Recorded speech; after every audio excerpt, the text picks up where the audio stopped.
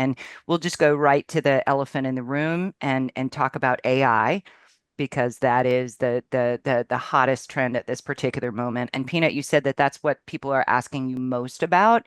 So I'm going to give you kind of free rein to give us your thoughts about AI, what tools you are seeing as effective, and what some of the words of caution might be.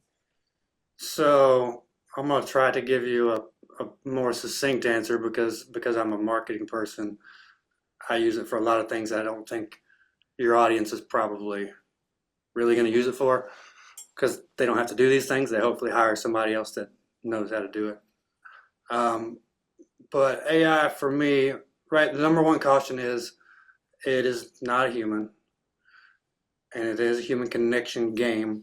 I saw an interview with the CEO of EXP the other day that said they're further developing the way they use AI, but they still see that there's 10% of that end game is going to be the agent is the most important thing. Um, I think AI has moved too fast. I agree. Uh, it's progressing very fast because it's moving fast, but I think there's been maybe too much adoption too early on. Like from like a year ago, I was teaching classes on version one of ChatGPT and how to use it for image, like changing images. And from then till now, I was like, whoa, I made one the other day and I didn't have to do anything. I used to spend an hour in Photoshop fixing AI.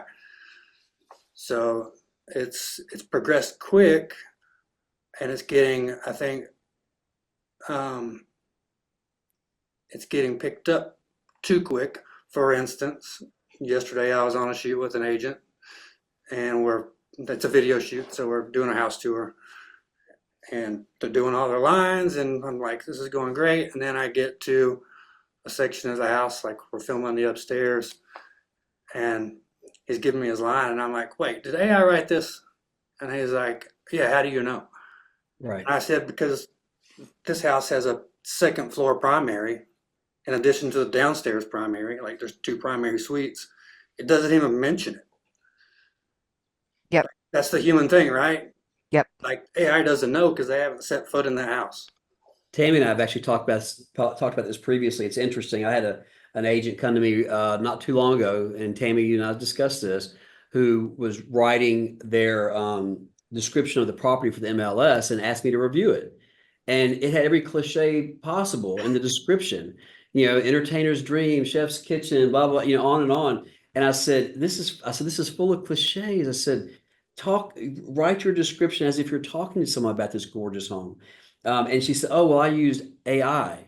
I said, "Don't." Yeah. And I think, and really, I guess, really the lesson here, I think sometimes too is in this podcast, we're talking to an audience who are marketing luxury properties, and the luxury space is very much a boutique market where our sellers and our buyers are hiring us for our personal expertise, what we bring to the table personally.